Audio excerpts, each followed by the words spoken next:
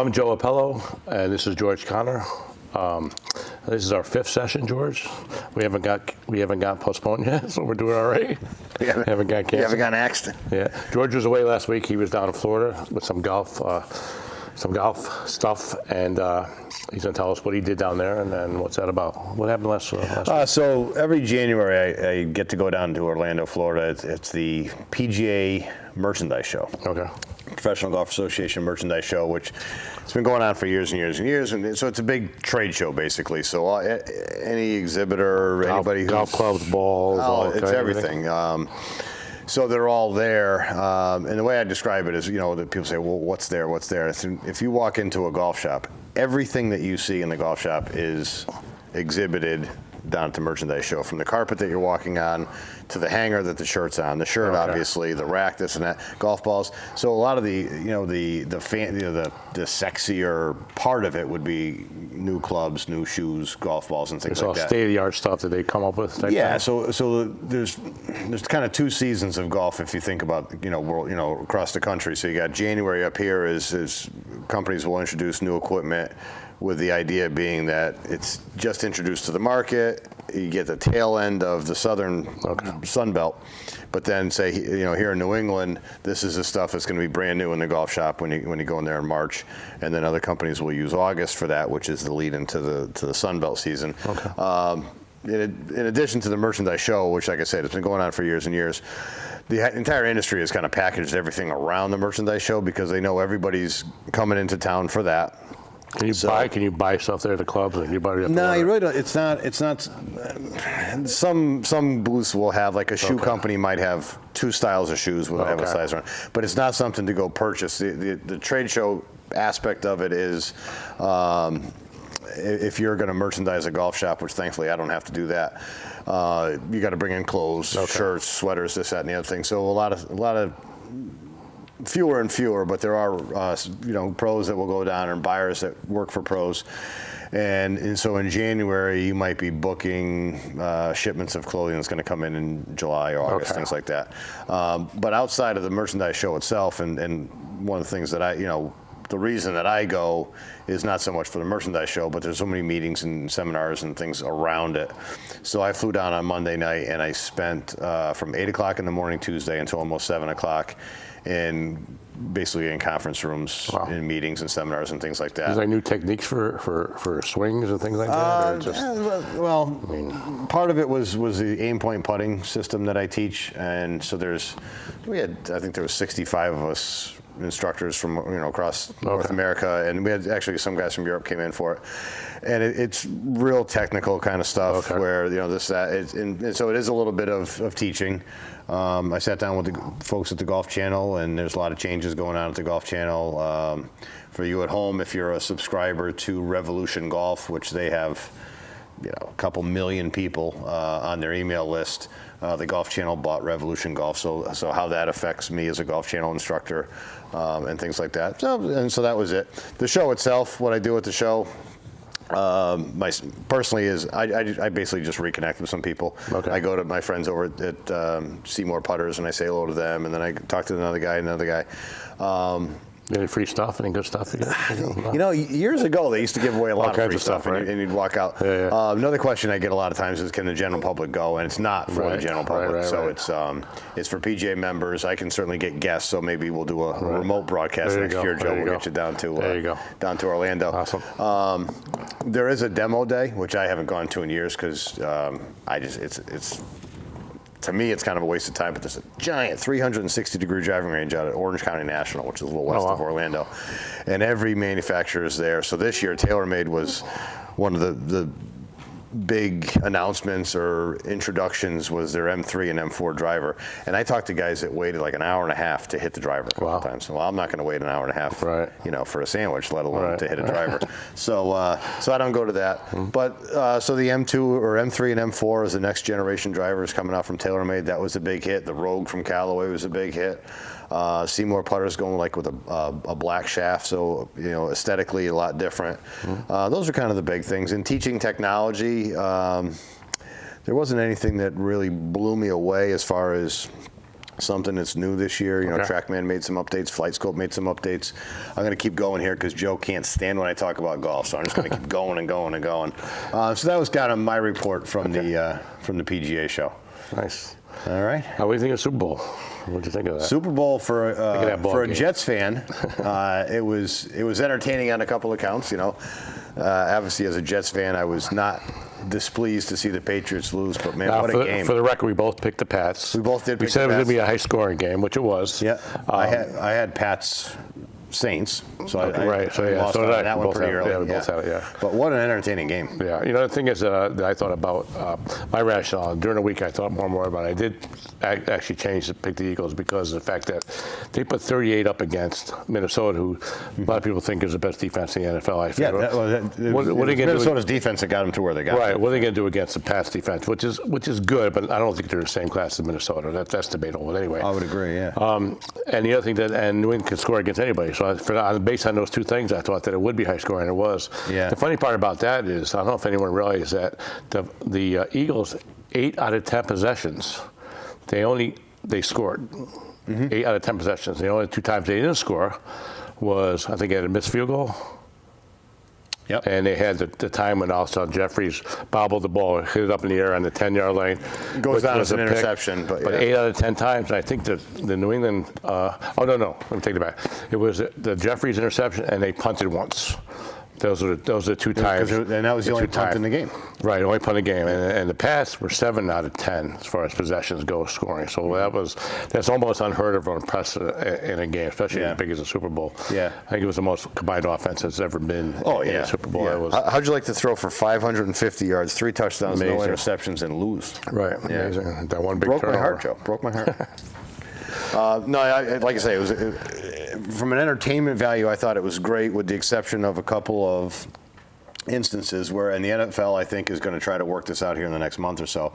But how horrible is it to be watching a game, close game, back and forth, track meet, up and down the field, boom, touchdown. Well, wait a minute, it might not be a touchdown. We're going to wait 3, 4, 5 minutes for it to come back. Talking about the Zach Ertz. The Ertz, and then the one in the back of the end zone there, which I thought maybe if they were going to overrule one, it might have been that one. Right. But it just takes the air out of everything. With the Ertz one, I didn't think that was need to be questioned, because in my mind he caught it and became a runner and then reached over. But people said no, that wasn't a process of a catch. But we both thought the guy in Pittsburgh was a runner too. Right. You know, so it's all up in the, it's in the hands of some guy in New York watching TV. I don't think there was any, as far as I know, I don't think there was any holding calls or any very few penalties. No pass interferences. I mean, it was a very clean game. I think there might have been one pass interference, maybe one. It was kind of, is that a testament to 2 good, well-coached teams playing a clean game? That wasn't a very well-coached game, in my opinion. Well, I'm talking about fundamentally coached. Yeah, I mean. And then the other thing is it the officiating to let some stuff go? I mean, it's always a tough thing with the officiating. Yeah. You don't like to have officials decide games, but I thought it was very well officiated. I thought it was entertaining. I was listening to an interview maybe the day after the game, and Drew Bledsoe had a great line. He was talking about the catches, and we got to wait for the review and go back and forth and that. He said he should have the 6-year-old rule.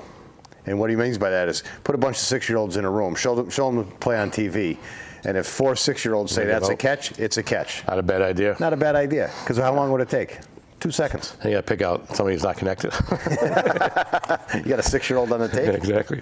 Now, the other thing, too, is I thought it was in the right way. They didn't really use Gronk too much, and all of a sudden that one drive was Gronk. Now, by design, with the defense game, I don't know. I thought that was interesting. Yep. Now, did you hear that Gronk's house was burglarized during this? I heard that. Yeah. I think maybe it was during the game or when he was away. He was in Minnesota, Yeah. Well, hey, if you're casing a joint and it's Gronk's house and you know what he's doing between 6:30 and 10 o'clock. Now, how about Malcolm Butler? That was an interesting situation. Still not a lot coming out about that. Now, dribs and drabs. My whole take in the whole thing, obviously he did something wrong, some kind of team violation. Now, I had heard it was something with marijuana. Yeah. I heard something that he had a woman in his room at some point in time where he wasn't supposed to. I don't know how they govern that type of thing. Yeah. I don't know if he's married, single, I don't know the situation. But the other thing is I didn't understand, how do you bench a guy but let him play special teams? Either you do or you don't. my situation, my Yeah, now in a lot of these, You know. If it was a discipline, broke a team rule kind of thing, if that was the reason that he sat, a lot of times what they'll do is, you're going to sit for the first series, Right. or you're going to sit for the first half. But or you the don't first sit quarter. for the first series and also play special teams. You know what I mean? and It's either or or none. The only play he was on the field was the punt. I think that was the only play he got in. Kickoffs. He did get in for kickoffs? Yeah, he was on small special teams, yeah. Okay.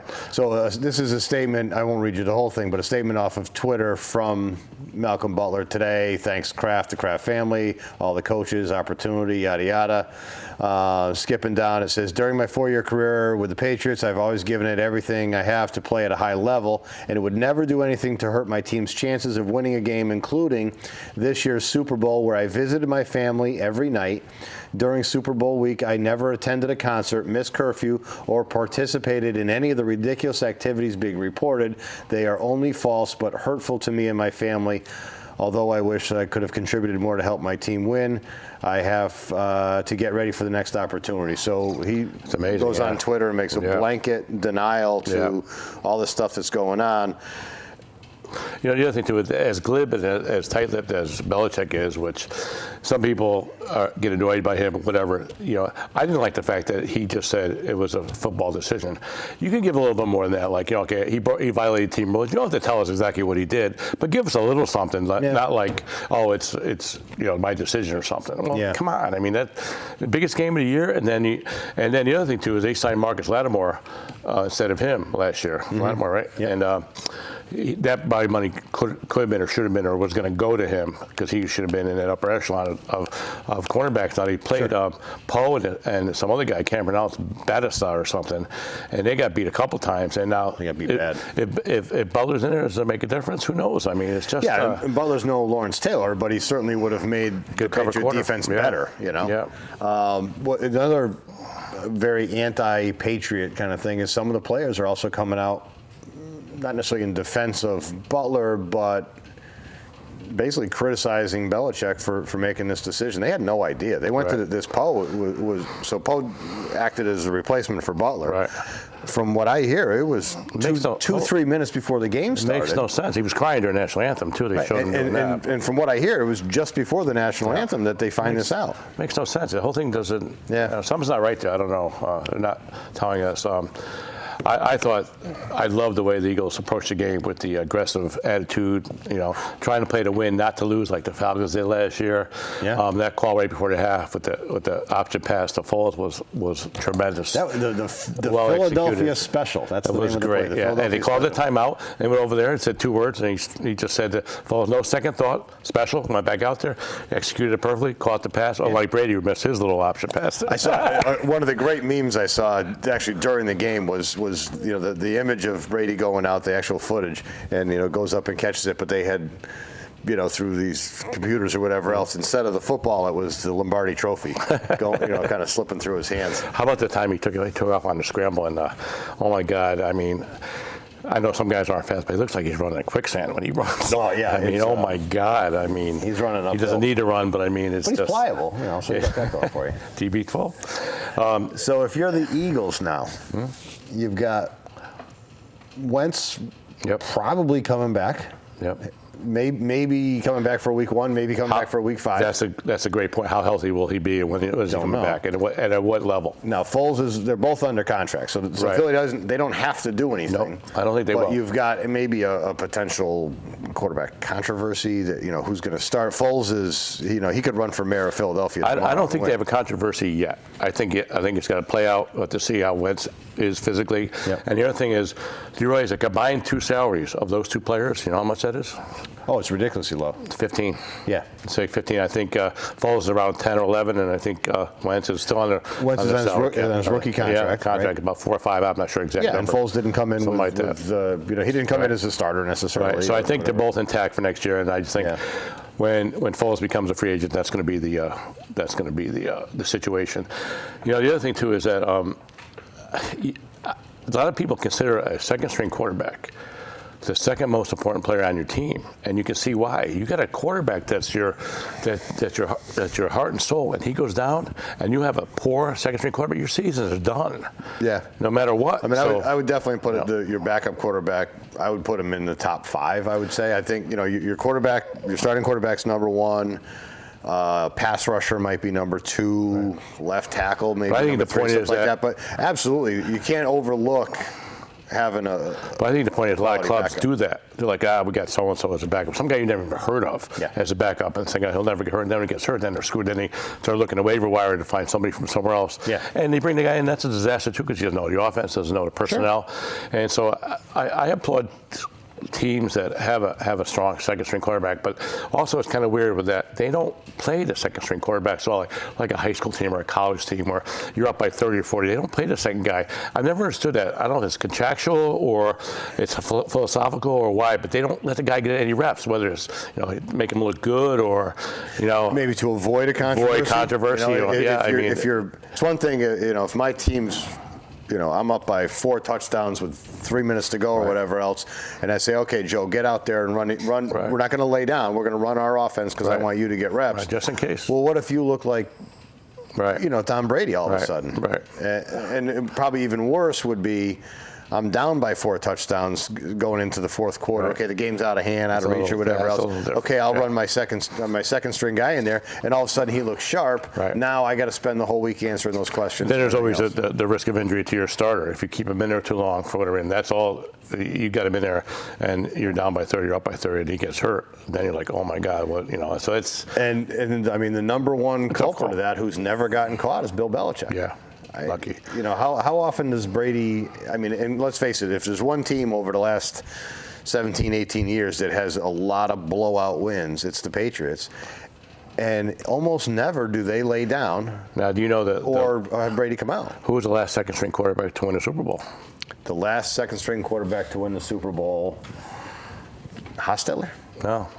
Well, he was, but Brady, that's how he got his first Super Bowl.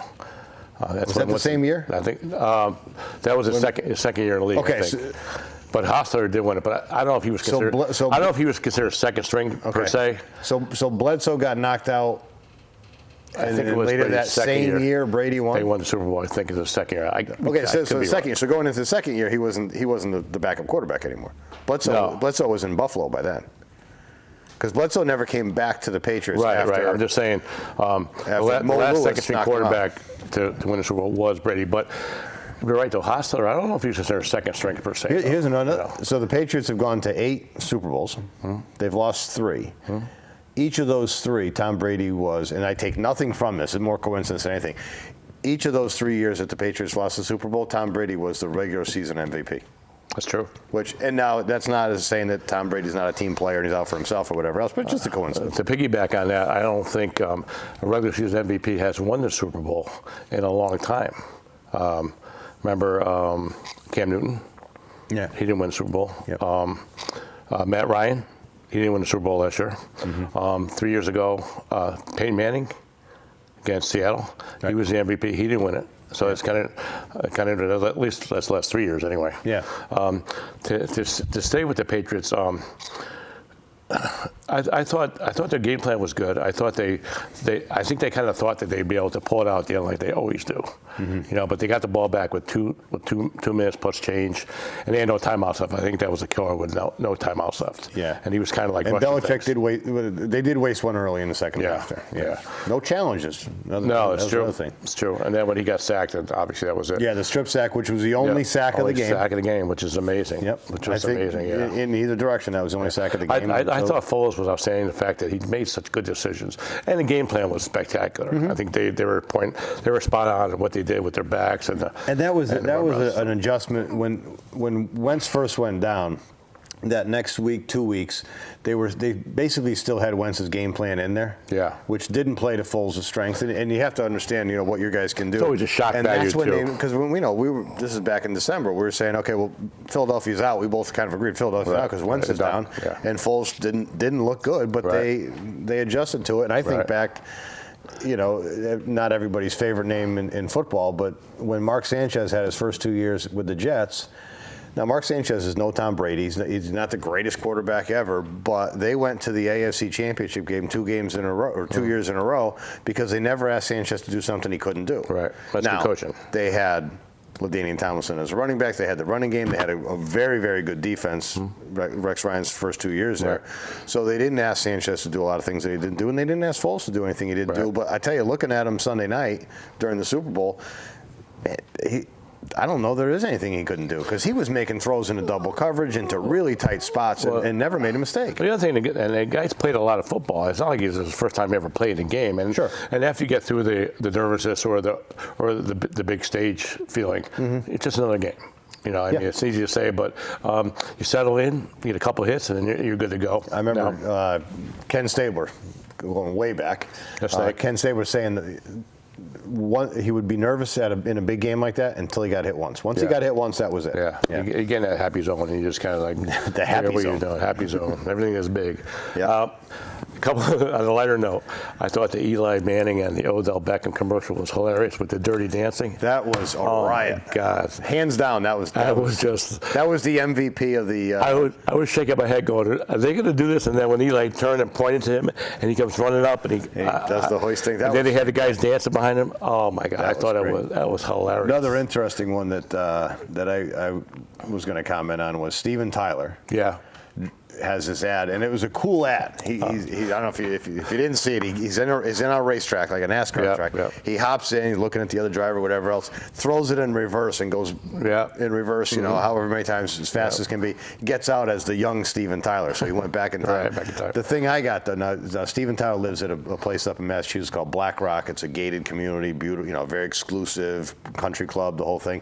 I can guarantee he's not rolling through Black Rock in a Kia. I don't think he's driving a Kia through there.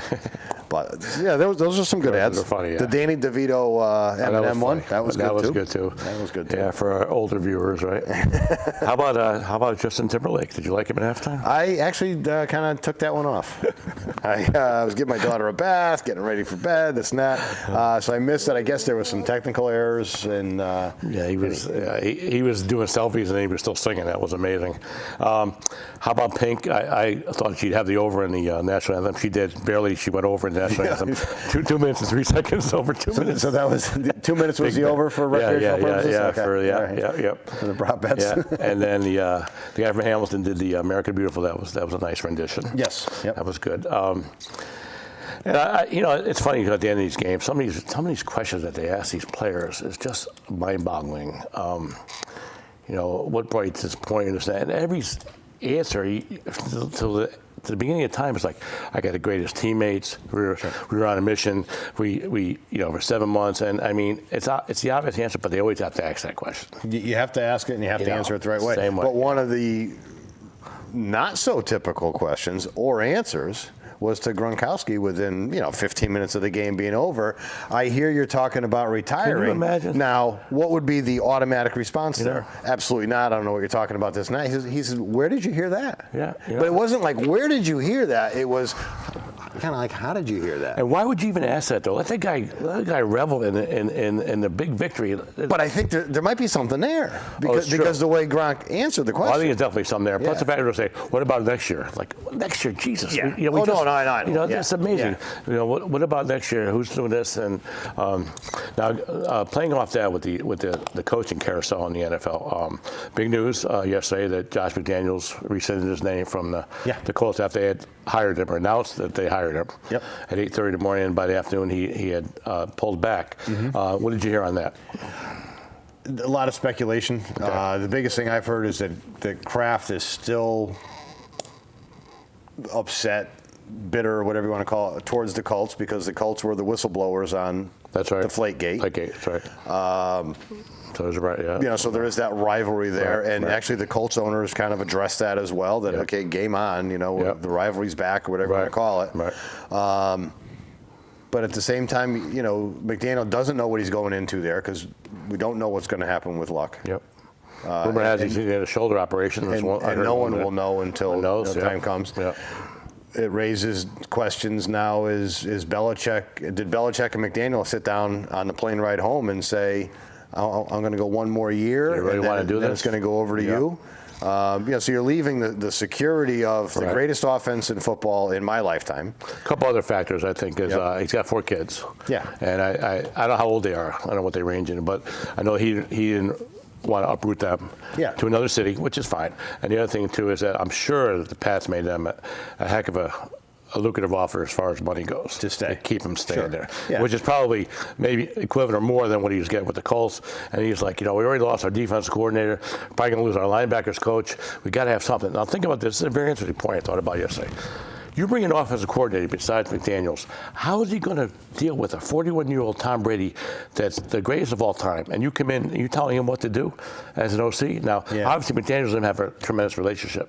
So they want to continue that because at this point in time, to bring another guy in to work with Brady at this stage of his career, I think would be rough. I really do. Yeah. Now, and I absolutely agree. McDaniels he's got to, it's real life, so he's got to think of himself first. Sure. So he's not going to make a decision based on I got to take care of TB12, but I agree with that the Patriots are going to make it worth his while to stay. Absolutely. But also, there's and somebody who's reached the elite status that McDaniel has wouldn't necessarily phrase it this way, but you've gotten to the ultimate position as an offensive coordinator With the best quarterback of all time. Right. With the system, with the exception possibly of the Garoppolo know each other trade, where they're going to do everything to support you. Now you leave that to go to Indianapolis. With all kinds of question marks. You don't know what you're getting yourself into. Right. The disturbing thing about this is McDaniels, he had hired a staff. That's the tough part, yeah. He left all those guys hanging. So now you get a guy who's leaving this organization, now because McDaniel backs out on a deal. Now, what's this guy going to do? Go back to, with tail between his legs, go back to his old owner or the old head coach. Then you got Jim Irsay, who's, as far as owners go, I think he has some substance and drinking issues in the years gone by. I'm not saying he's doing that, but I think there's a dynamic there that maybe we don't know about. And the other thing, too, I just think the Pats just say, you know what? Let's just keep some kind of continuity. At least we have our offensive guy. We'll be okay. And then the other thing that somebody was saying about, he's going to be heir apparent to Belichick. I think that's no factor. I don't know. I don't think they're thinking about that. Or Garoppolo, the heir apparent to Brady. I don't think they look that far down the road because so many things changes. So many things can happen. That Belichick could be there for a year. He could be there for 10 years. Who knows? Nobody knows that. He might be there until Brady leaves. Brady gets hurt next year. Maybe. Who knows what happens? And if it is that case, like I say, and I brought it up a minute ago, if Belichick and McDaniels did have that conversation, and Bill said, "Look, I'm not here forever. Right. Maybe I'm one year more. Maybe I'm 2 years more. Right. And then it's your reign to go over." Now, that could be great for McDaniel, and he could want to hear that. Yep. But there's no guarantees there. But think about this. You know how hard it is to follow a legend? Sure. You're going to fail. Now you're going to fail, but you're going to have a high standard to live up to it. I mean, oh my God. I mean, you're not going to. Now, getting back to the Wickersham article that we talked about, a few weeks ago, that was one of the big things that they brought out was that Belichick brought Garoppolo in. That was going to be his exit. Yep. I came to New England. It's some sketchy stuff with the Jets. I left the Jets. I came into New England. I created a dynasty, or a dynasty, depending on what part of the world you're from. And now I'm leaving.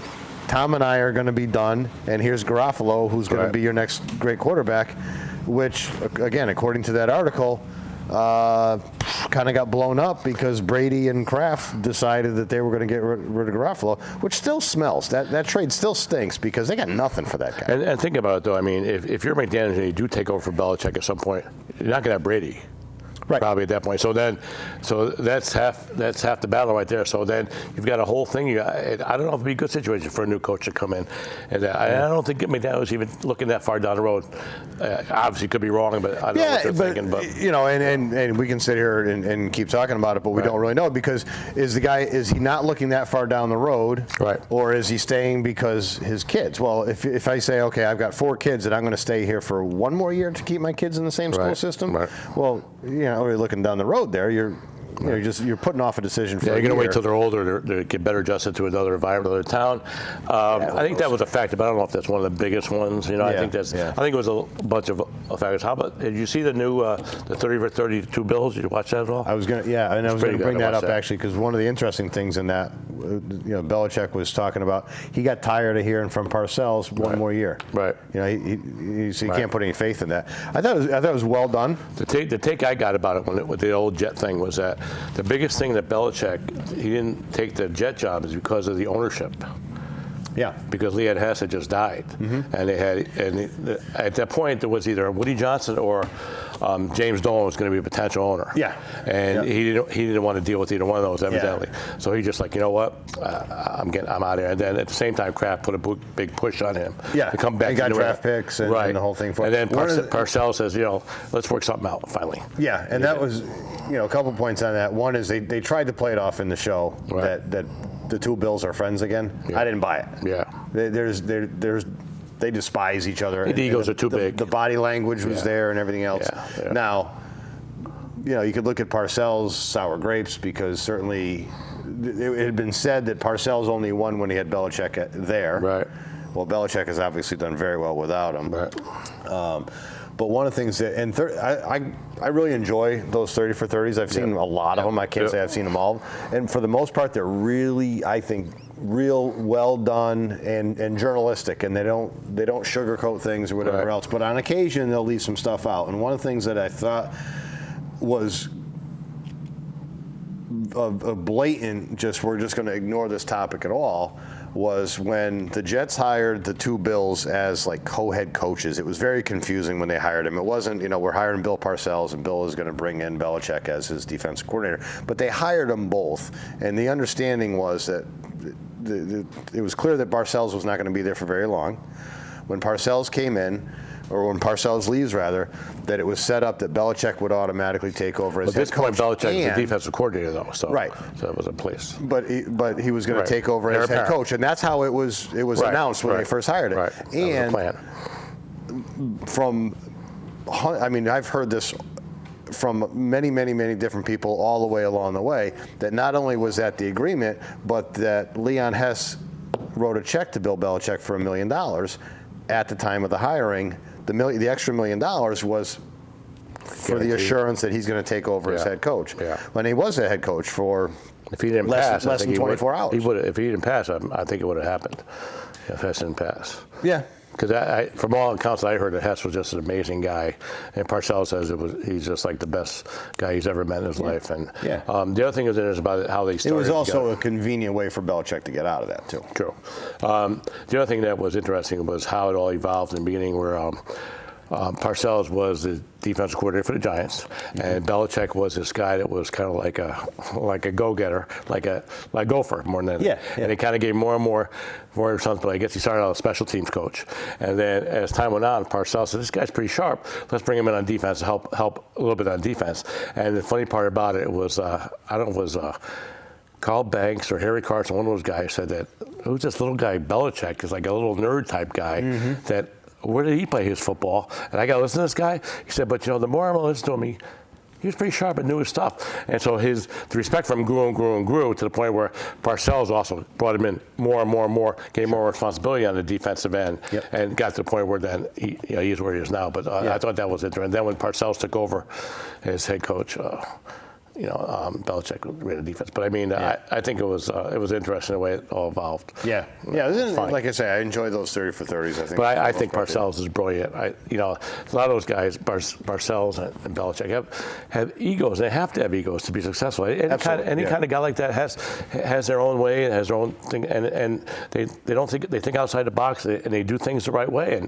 And it's hard to have two of those guys working together. One's got to be a little subservient to the other. Yeah. And I think by and large, they did well, and they were successful. Yeah. And then it got time where, I think Belichick was at the point where he didn't want to be on his own, obviously. Yeah, and I look at, like a lot of these NFL franchises, organizations, and, you could probably say Alabama football is in the same category. Is we have this concept that the head coach and the two coordinators are constantly in communication and things like that. And in some situations maybe that's the case, but in other situations you got a head coach who's a CEO. Right. And he's checking in on occasion with the defensive coordinator. What do you need? What are you running? This, that, and the other thing.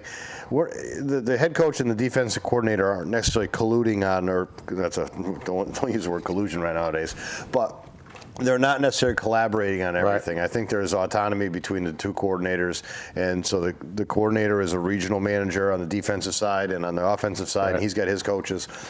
But it depends. My view from the outside is Belichick's a very hands-on guy. Well, what's special about Belichick that he has done all those at all levels. Yeah, all those positions. It's not like just a defensive guy forever and ever. He's called offense. He does special. He's done all that stuff. Where a lot of head coaches can't say that. They've been on one side of the ball. So I think that kind of separates him from other coaches, which I think is interesting. Yeah. And if he loses a defensive coordinator, offensive coordinator, he can jump in there for the time being and keep the ship going until he figures it out. That's why I think that's why they're so special. Now, circling back to the coaching carousel as it goes on in the Patriots defense, if you're a Detroit Lions fan, how excited were you on Tuesday morning for that announcement? I don't know. Based on Matt Patricia, who not too long ago we were talking about Matt Patricia was kind of like a done deal going to the Giants. That fell apart. But what, they were the 26th ranked defense in the NFL? It's so hard to go by that because you got personnel and injury. Patricia, like Parcells says, if I'm going to cook the meal, you got to let me buy the groceries, I mean, you got to get the right players in the right spots. Patricia, never been a head coach. That's a tough thing. And who knows? And in his exit year, had a miserable defense. Yeah. I mean, they started out horrible. If you remember back week one, the loss to Kansas City. Right. And they looked... on Super Bowl Sunday, they looked like that same defense from Week 1, and you'd kind of defended them on the show before. Well, their bend don't break. They're not giving up as many points or whatever else. I mean, they were atrocious on during the Super Bowl, and that's your last. See, I look at it different. Last game that you're bringing to a new job. I don't look at defense as being atrocious. I look at it as good offense against a pretty good defense, and. The advantage today in pro football. Joe, is anybody going to say that Philadelphia is an explosive offense? Not explosive, but you got to look at they're a decent offense. All the advantages today goes to the offense in football. Okay, yeah. So to have an outstanding defense, Minnesota was a top defense in the league, and Philly put up 38. So you can't go by that. The Jags scored 42 on Pittsburgh's great defense. So how you can't? I don't think you can replicate that. I don't know. There's so many factors involved. Like you said, bend don't break, yardage. You allow 500 yards as a defense and still win the game in the Super Bowl. So I mean, I don't know if I don't know how you measure all that. I don't know if you do. I think one thing that would impress me on defense is someone that can rotate a defensive line, like 89 guys. Because, now to counteract that, the offense will go with a hurry up, so you can't make those substitutions. Right. But you just teams that put constant pressure on the quarterback, because every pro quarterback can tear you apart if he has time, in my opinion. Yeah. So that's what I saw in the Minnesota Philly game. Is at the end of that. By the end it was over, but pretty early in that game, the defensive line of the Vikings were gassed. Yeah, every play you're sprinting, and then if you're hurry up, and you don't even get off the ball, and the ball's going downfield already, you're gonna run back down there. So to answer your question, I don't know what a good defense is anymore. I don't know how you measure those things. I mean, you can do all the stats you want. The Jags had their own ranked defense in the league statistically, but they played the Colts twice. They played that division, the Tennessee Titans. I mean, so how do you measure all that stuff? Sometimes you give up 40 points, sometimes you give up 10 points. Turnovers. I mean, it's stats. You can make stats say whatever you want them to say. Right. Exactly right. And talking about turnovers, that's technically Foles threw the one interception in the Super Bowl, but if you watched it, I think better to the point that we're just making right now is about matchups. You have a great offensive line. I don't care who you got rushing defensively, you're going to give your quarterback some time. If your offensive line is poor and you've got an edge rusher that can beat his tackle every time, he's going to be in the backfield all day. So it's going to make a big factor. So I think it is about matchups. Your linebackers don't have the speed, but you've got a great tight end that you can exploit over the middle.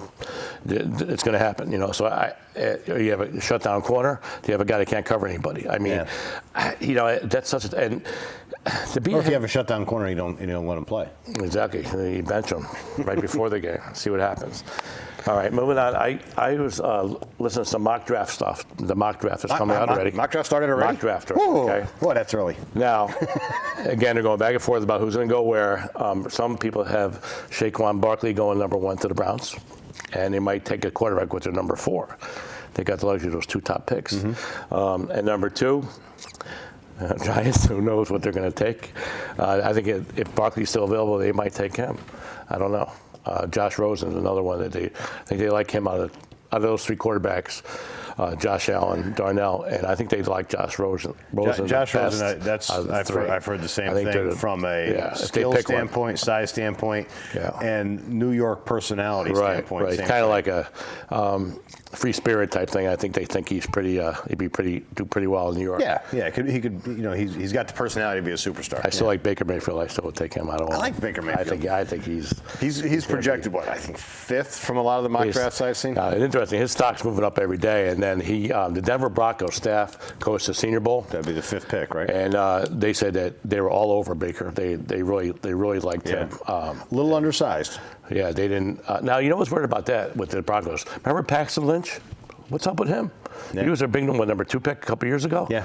And, he was hurt, whatever.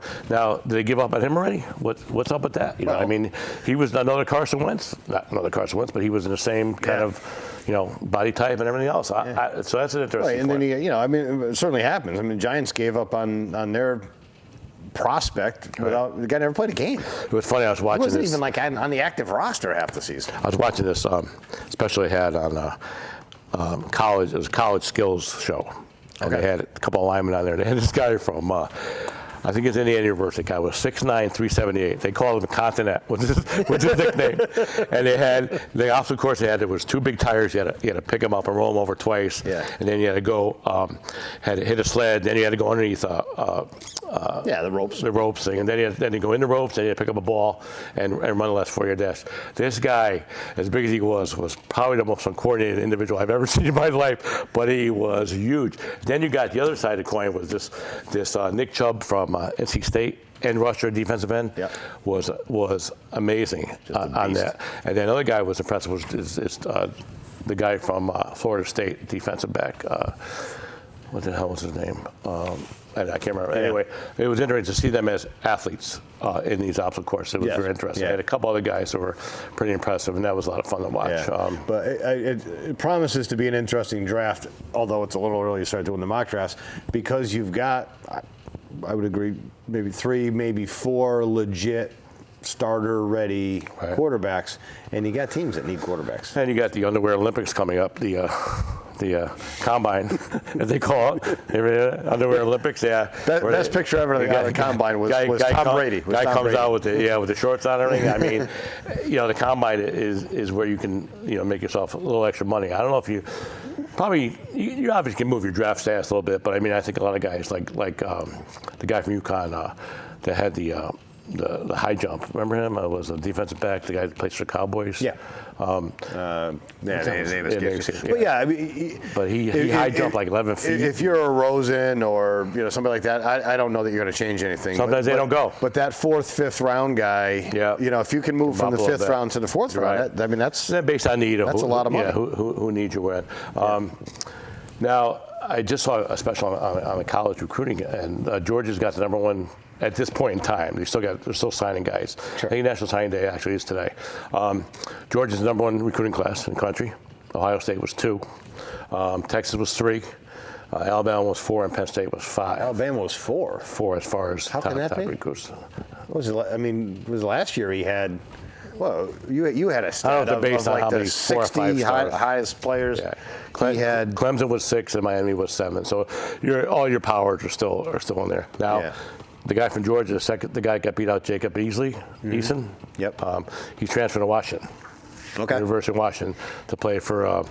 Now Jake Browning's out there. He's going to be, I think, a junior this year, so he'll be gone. Yeah. And he's got to sit out a year. So he's a he does have to sit. Okay.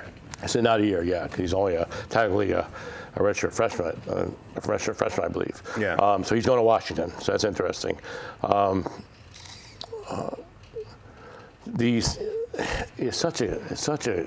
recruiting is kind of fascinating, the way they get these guys and who goes where and who does what. Your top schools are getting the top players, as always. And yeah. Obviously, Georgia and Alabama being on TV and national champion, that changed a lot of things for some of these guys. Absolutely. They want to play in it. Without question.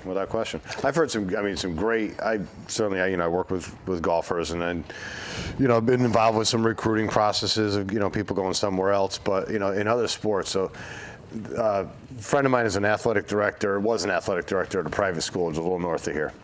And a number of years ago, Jim Valvano is recruiting one of this guy's kids.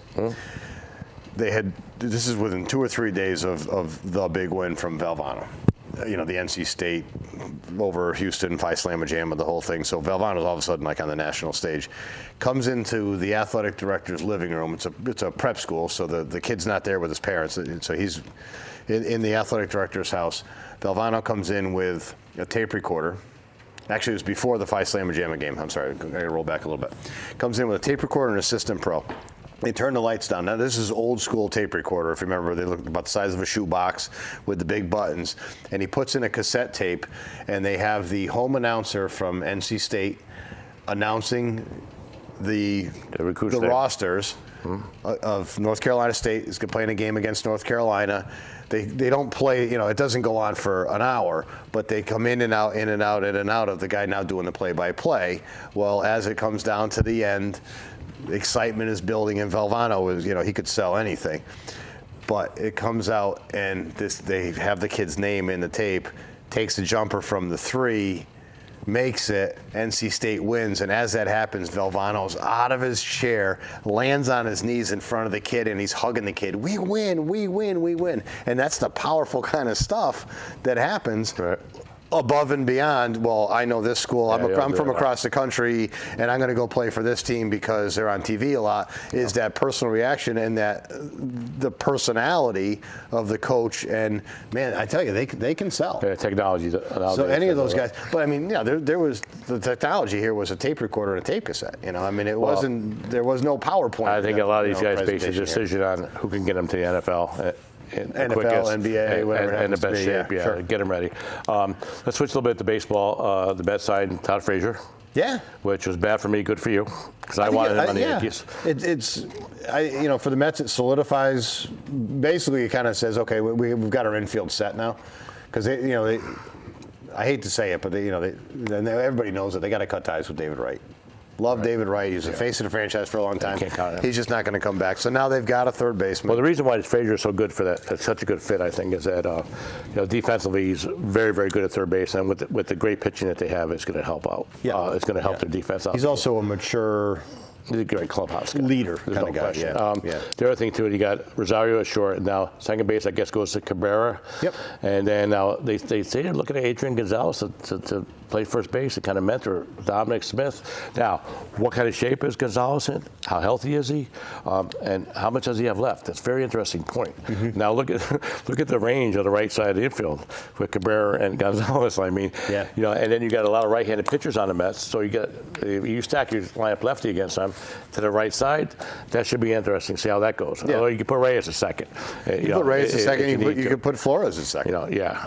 Flores, his range is limited too. Yeah. But now the biggest thing is Conforto. When's he coming back? I mean, you got your lineup.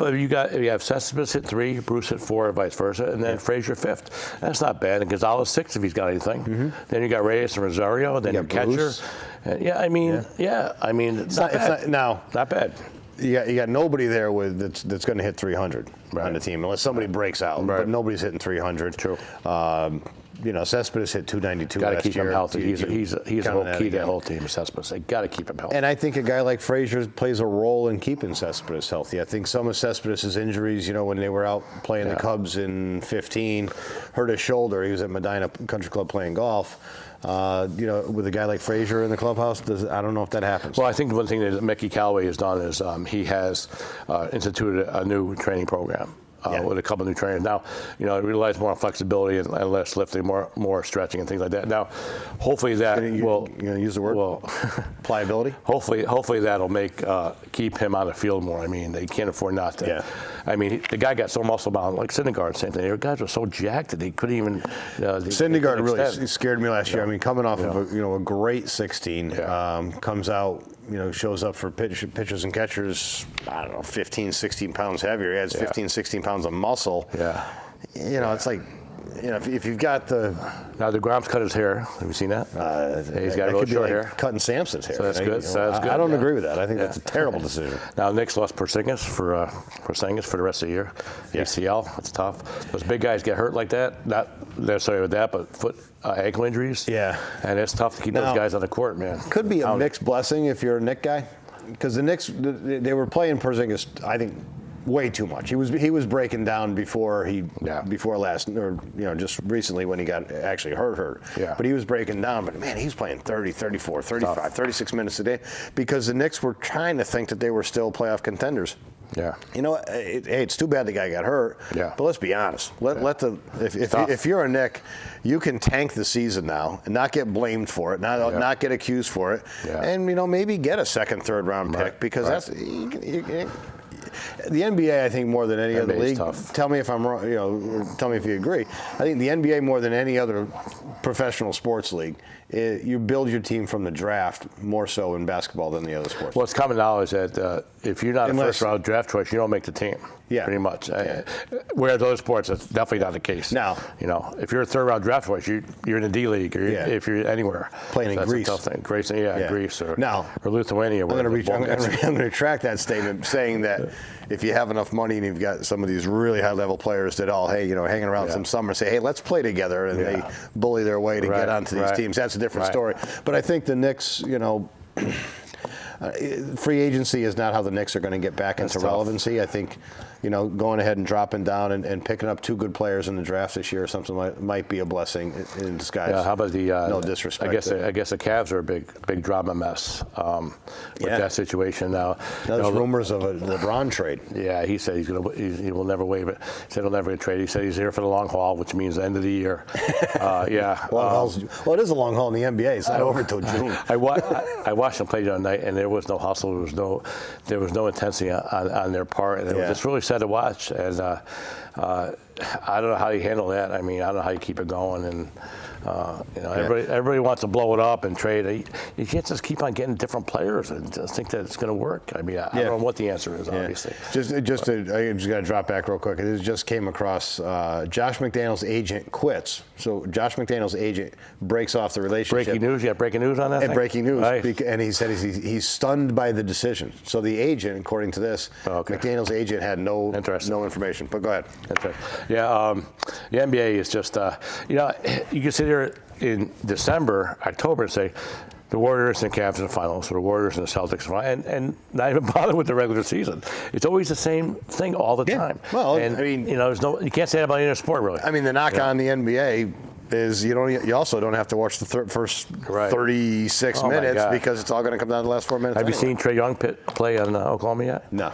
The freshman, he's averaging double-double. I mean, he's good, he's small, but he's like a little smaller version of Steph Curry. Okay. Shooting from anywhere. The next Steph Curry? Well, yeah, he's a little slight. Every sport you have to do that. The next Tiger Woods, the next George. Yeah, always. Next George Connor, next Joe Apollo, with Trae Young, it's interesting, though. I mean, he came out of nowhere, and I saw him play a couple times, and he made some, I wouldn't say bad decisions, but some freshman decisions, and it's a hard thing. And if I'm one of those players, I stay 3 years, 2-3 years in college, and get an education, have some fun, enjoy your life, and because making the NBA is so hard to do.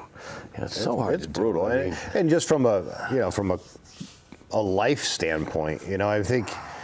You know, it's like you tell our kids and teenagers and stuff, don't be in a hurry to grow up. Don't be in a hurry to grow up, because you get to a certain age and you look back. Well, the best times in your life usually aren't last year. Right. There was periods of your life when you were young, and I think the college experience is part of that.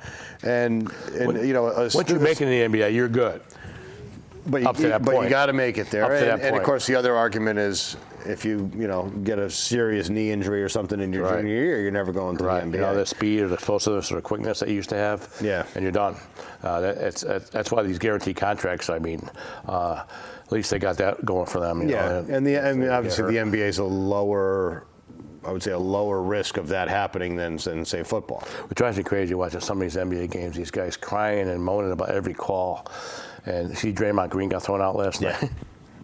I mean, it's just like, you can call a foul on every single play. Sure. There's always contact. I mean, you love it when the guys argue, and meanwhile the ball's going the other way and they're not playing any defense or anything. Well, or vice maybe versa. they're not arguing because they don't agree with the call. They're arguing because they're tired and they don't want to run the 48 feet down the floor. It's something else. I mean, but depending on your level of stardom in the NBA, you can work a referee just like a great pitcher can work a strike zone. Yeah.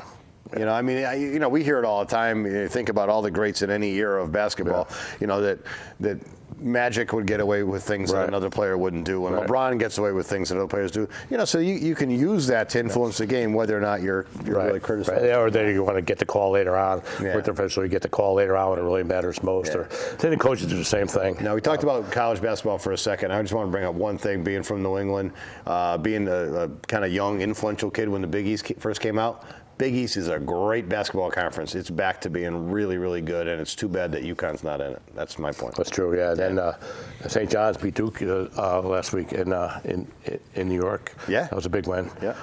Syracuse, Georgetown. I mean, that's when basketball was basketball back in the day. Yeah. When those guys were playing. So now you got Villanova, you got Butler, you got Xavier. All got some good teams. Yeah, all different things. UConn's interesting. I don't follow UConn too much lately, but I think Ollie, I think end of the year comes. I think he's gone. Yeah. I think he's gone. Yeah. Then you got the NCAA violations, looming overhead. Some ugly investigations. Let's touch on it real quick. The Michigan State stuff too is crazy. Yeah. With football and basketball, that's going to be interesting. I'll see how that plays out. That's there's some really tough stuff going on there too. Yeah. And the victims of that are the kids who decided to go. See the guy charged Nassar the other day in the courtroom. Yeah. One of the fathers of the three girls. He just went. He said to the judge, "Give me 1 minute." Yeah, give me 5 minutes to go along with them or whatever else. The judge said, obviously can't do it. And they're not going to prosecute him, which is cool. They're not going to. They should. Yeah, they said let him go. But that whole thing is terrible, horrible situation with that guy. I mean, one thing was amazing. I heard that when they raided his house and they took his hard drives, he had 37,000 images on his hard drives. That's incredible. Yeah. Incredible. What a sick. No, it's a crazy world that we live in. I guess the worst part about it went on for so long, though. That's the sad part about it. I mean, whether he did it, But anyway. Yeah. Very sad stuff. All right, so next show we'll talk. Okay, leaving on a high note there. Yeah, that's terrible. We shouldn't even talk about that. But I mean, we only took a minute on it. Yeah. Just a touch point. All right, one more piece of bad news is Central Connecticut State University a week ago announced that at the end of the spring semester this year, the men's and women's golf team will be disappeared. The president came out and said that basically they're taking the university a different way. They're saving some money. I'd like to talk about that for a few minutes next show. All right, George, we will. Next time we'll talk a little bit more off-season football, a little spring training, things like that. And we'll give you the Omar Minaya report. That's right. Thanks, Joe. Okay, boss. All right. Good job. All right, wrap it up.